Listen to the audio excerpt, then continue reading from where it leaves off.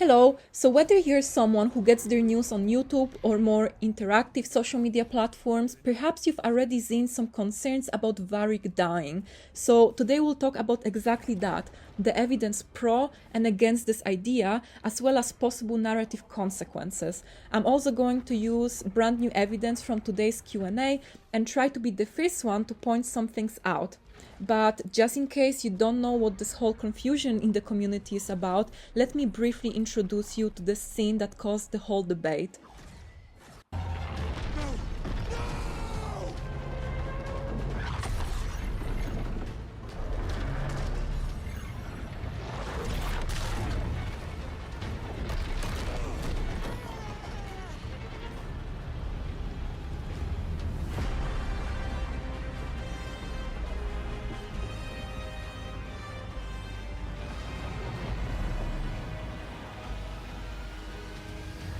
In case you have not spotted it, let me show you a zoomed in portion of the top left corner and I'll put it on a loop for you. There are characters on the ground, and fans were quick to spot that a tear is running down Solas's cheek. Personally, I see the same tear before Solas turns his face towards the Evanuris, but either way, the Dreadwolf is overwhelmed with emotions.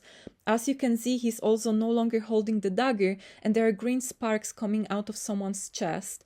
Green, by the way, is usually tied to magic related to the Veil or the Fate. If that in itself is not a big enough tragedy, what was moments ago a small cut in the veil is now a large tear, and two figures come out, the old elven gods who on this channel are speculated to be Gilanan and Elgarnan, the two other possibilities being Andruil and Falondin. We don't know what happens next, but Solas lowers his head, which is a sign of defeat, and possibly runs away to the Fate. There's no will in him to challenge the Evanuris. Moreover, Rook just saw him take down two companions, so Solas would have to fight way too many people at once. It's possible that he runs and closes the veil behind him using the Inquisitor's mark that he retrieved from them in the Trespasser DLC. Now, I don't think anybody knows for sure whether or not VARRIC is going to be alive or dead after this scene, so I will present arguments for both cases. Let's start with the arguments that support the idea that VARRIC dies. There's going to be a final battle at the end of the game. Today, during the Q&A, an employee was saying that even if we upset a companion and they leave temporarily, everybody will have to show up at the end during the final battle because it's so important. It's most likely that they are referring to the battle we see in the trailer from June 9 because it's happening at the ritual site, or more precisely, behind it. The person who was talking about the final battle was jokingly being shushed because of possible spoilers. And spoilers are actually in the statement that everybody will have to show up. How come VARRIC is not in this video? This in a way made me lean towards the feeling like VARRIC might die, and then as I kept on listening to the Q&A, eventually the team was asked if Harding was always going to be a companion. In a moment, I'm going to show you a recording that in my opinion proves that one of the employees accidentally spoiled that VARRIC dies. At one point, they are talking about Solas and VARRIC. Then Matt Rhodes, I hope I got his name right by the way, used a past tense to refer to one of them. So either Solas or VARRIC. He said that Harding, I quote, had the most insight into who he was, not is. You could argue that he was referring to Solas, but it does not sound that way because Solas has to stay alive for the story. Moreover, that is just not true because the Inquisitor, Cole, and definitely VARRIC were the ones to know Solas most intimately. But then Harding was the one who became VARRIC's closest friend, especially over the course of last 10 years. Not to mention, in some outcomes from Dragon Age Inquisition, Hog dies and VARRIC becomes lonely and has just Harding left. If that was not a strong indication enough that Matt slept, soon after you can hear John, his co-worker, just starting to nervously stutter, trying to correct him, turning the whole situation around, making it look like Matt was talking about Solas. And then also someone chuckled. The whole situation was bizarre. But okay, let's listen to the audio so you have an idea about what I'm referring to. Beyond that, Harding obviously has a strong connection to Solas, and to VARRIC and to the events of the past 10 years. So I would say it's always been, but I'd say Harding's probably one of the first ones we settled on as like, yes, this is a character we want, and the writer had a story that they wanted to tell with her, so it just made sense. I think actually, to piggyback on that, that's something I hadn't really even thought about that much, and it's not a huge part of her character, but she tends to be one of the people that have the most insight into who he was. Yeah, that's exactly, and yeah, that's a great way of looking at it too, is it also provides you with a little bit of that perspective for players who've been around, who played with previous Dragon Age games, but also for new ones. Who was Solus? What kind of character was he? Yeah, it's a great using characters to provide windows onto the world is honestly one of my favorite things. And when I say was, I just mean in Inquisition. Yes, that's exactly it. Yes, thank you for correcting that. Yeah. Anyway, this is the 2 pieces of evidence I pulled from today's Q&A for you guys. Part of me also thinks that the question we all have regarding how the dagger ends in Rook's hands also answers the question about VARRIC's possible heroic death. You can see that the scene at the ritual site was modified and a part of the scene is missing. In this image, you can still see VARRIC standing right behind Solas, and in here, he's one of the 2 figures on the ground.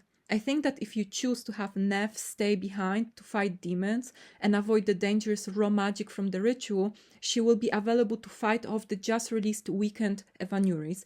If you ask her to follow you to collapse the statue, she might end up getting knocked out and you will take that small fight without her. Either way, I think that Harding would be available for that possible mini-fight, regardless of your choices, because we recently learned from BioWare that she suddenly got unexpected magical abilities. It's possible that VARRIC shielded her from a magical explosion caused by snatching the dagger from Solas. And think about it, there's no better moment than this tragic, desperate situation to have us find out about Harding's new powers. By the way, having Neve get knocked out would be a good opportunity for BioWare to introduce how race or class-specific perks and weaknesses work. As a human mage, Neve does not have the magical immunity that Harding has as a dwarf. That's also why I think that the decision wheel warns you to choose wisely, reminding you that your decision will affect your companions. I said I believe that whether or not Harding is gonna be asked to stay behind or join Rook, ultimately she will see VARRIC struggle and fearlessly run towards him, because at the end of the day she has to get her magical powers according to BioWare. It's not optional. So the only figures you see on the ground are, in my opinion, the 2 dwarf companions. I was also going through some old trailers, and it seems like the story narrated by VARRIC in them does not go past the point where he stops Solas's ritual. The quest from the gameplay reveal is also called The End of the Beginning. So yeah, I don't know. VARRIC in trailers talks about stopping Solas from tearing down the Veil.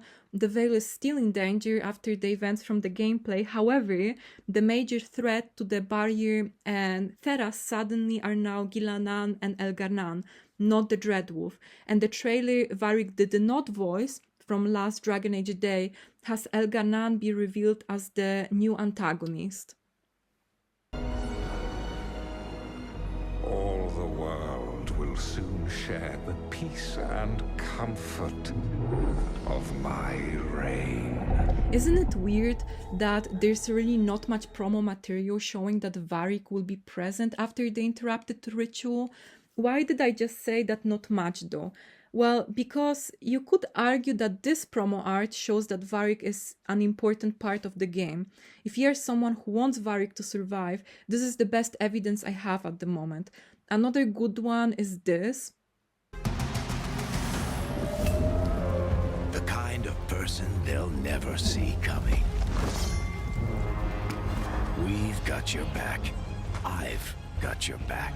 This suggests that VARRIC is gonna be around. Not sure to what point though, but who knows. While personally I have a weird feeling like he's unwell, if I could choose, I want him to survive.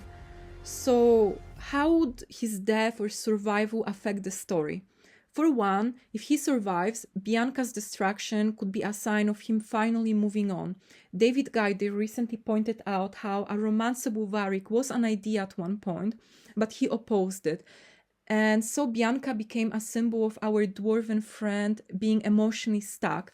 Throughout the games, he's always sacrificing himself to help his friends, whether it be Hawk in Dragon Age 2 or real Bianca and the Inquisitor in Dragon Age Inquisition. His life is never about prioritizing himself. The community has been quite vocal about wanting to romance him, and now there's not much standing in the way of that. Even when it comes to animations, the height difference is no longer a problem in intimate scenes. So BioWare could make this romance work, and he does not have to be a companion to be romanceable. To remind you, Harding was a romantic interest in the previous game. VARRIC would also have a natural way to retire, which for once would allow players to move on from a character in a way that does not feel emotionally draining. BioWare is doing that with the Inquisitor as well, and as a matter of fact, today once again it's been confirmed that the Inquisitor is gonna make a comeback and will get to customize their look, and even include some new modifications that were not available before.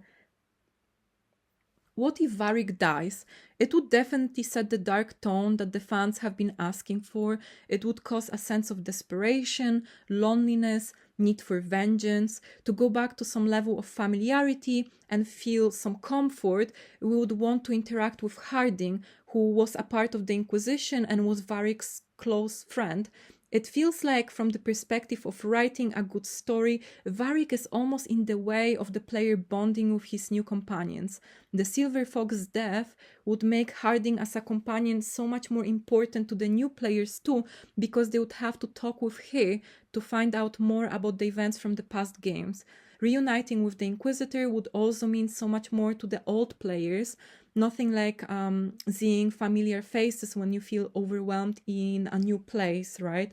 It would also create a very personal reason for the player to want to kill Solas, because at the moment, considering Solas was our friend and a savior of the old world, there's not much justification for taking him down. Even in the process of preparing to take down the Veil, which he deems necessary and beyond our comprehension, he remained very fair and was opposing ideas like slavery, so players need to have a reason to possibly choose to kill him. Alright, so I hope I provided you with enough information on the subject so you can make your own guess. I'm curious what's your take and what do you think would make a better story. If there's any additional evidence pro or against VARRIC's death, I'll make sure to update you guys. You can follow my community tab here on YouTube. I also started using Twitter and Instagram, so I'll make sure to be active there before the game release. If you appreciate this video, make sure to drop a like and subscribe. Take care.